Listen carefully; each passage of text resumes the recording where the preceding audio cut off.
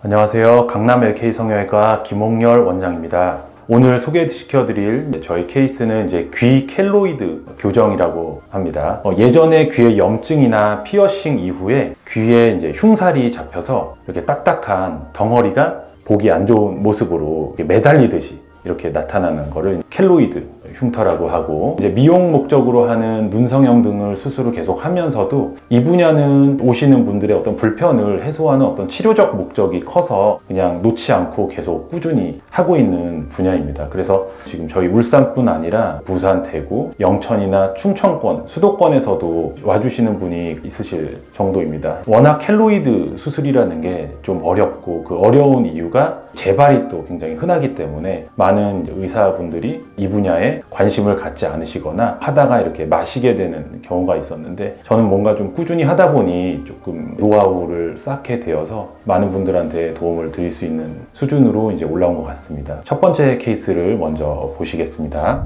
켈로이드는 귀의 어느 위치에 생겼냐에 따라서 한 3가지 정도로 구분을 짓고 있는데요. 첫 번째 케이스 같은 경우는 귓불에만 단독으로 생긴 경우입니다. 앞쪽에도 작은 켈로이드가 융기되어 있고, 이 뒷면에서 보시면은 이렇게 더 큰 켈로이드가 귓불 후면에도 있는 것을 볼 수 있습니다. 이런 거를 귓불 관통형 켈로이드라고 합니다. 앞면과 후면에 이렇게 동시에 2개가 생긴 켈로이드 반응입니다.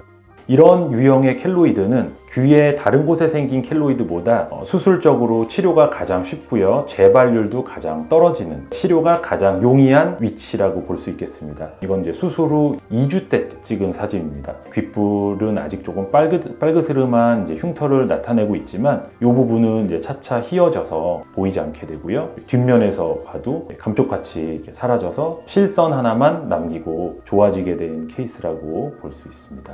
두 번째 유형입니다. 우리 귀를 한번 다들 만져보시면 아래쪽 귓불은 살 조직만 매달려 있는 조직이고요, 이 귓불을 벗어나게 되면은 귀 연골의 프레임이라고 하는 그 골격으로 다 이루어져 있습니다. 지금 이분의 켈로이드 위치를 보시면은 이 프레임에 걸쳐져는 있는데 귀 연골 끝에 살짝 걸쳐져 있는 유형이라고 할 수 있겠습니다. 수술 난이도는 중간 정도의 수술 난이도라고 할 수 있겠습니다. 그래서 이러한 경우는 귀 위쪽에 흉살을 제거하게 되면은 어느 정도의 피부 결손이 발생하고, 주변의 피부를 당겨서 봉합을 하는 그렇게 마무리가 되는 수술입니다. 아무래도 이쪽 위는 단단한 연골이 있으므로 피부가 당겨지는데 한계가 있기 때문에 아주 큰 흉터 조직 같은 경우는 수술을 조금 더 어렵게 만드는 경우가 있습니다. 이분의 수술 후 모습을 보시면 이거는 수술 후 2주째 때 모습입니다. 흉터 조직은 없어졌고 귓바퀴 본연의 곡선을 최대한 유지한 채 봉합이 되어서 지금 봉합 흉터 자체도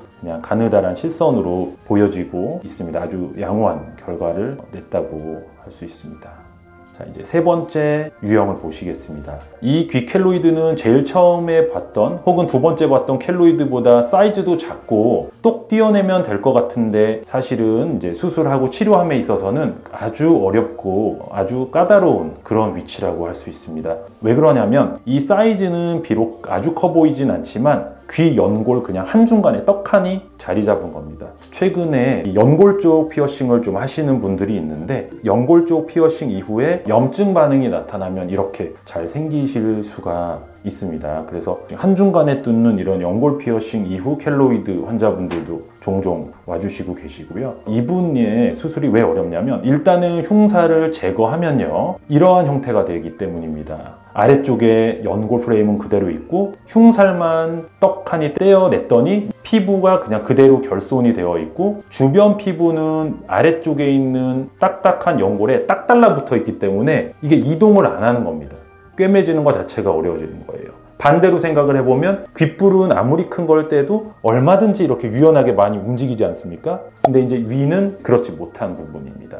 그래서 이렇게 피부 결손이 나타날 경우에 이거를 해결하는 방법은 2가지가 있는데요. 프레임을 담당하고 있는 연골을 이완하는 연골 피판 이완술이라고 하는데, 저와 같은 경우는 그 연골 피판을 이완해서 겉면에 딱 달라붙어 있는 피부가 어느 정도 움직여서 봉합이 되도록 하여서 치료하는 방법이 있고요. 더 큰 사이즈의 결손, 피부 없음이 생기게 되면은 연골 P8 이완을 해도 되지가 않아요. 그런 경우에는 어쩔 수 없이 이제 피부 이식술의 단계로 넘어가게 되는 겁니다.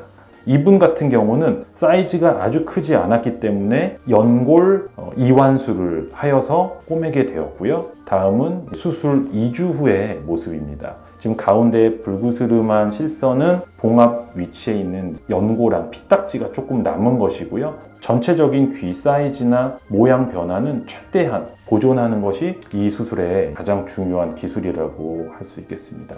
여기까지 눈성형 외에 관심을 갖고 주력하고 있는 분야인 귀 켈로이드 교정술에 대해서 설명을 드렸고요. 수술이 항상 쉽지는 않지만 대부분의 경우에서는 완전히 해결을 할 수 있는 노하우가 저에게 있습니다. 그래서 제거를 원하신다면 저희 강남 LK에 저를 한번 찾아주시는 것도 괜찮을 것 같습니다. 아무쪼록 무더위에 건강 모두 유념하시고 저희 강남 LK 유튜브가 좋은 정보로 찾아뵐 수 있게 더욱 노력하겠습니다. 감사합니다.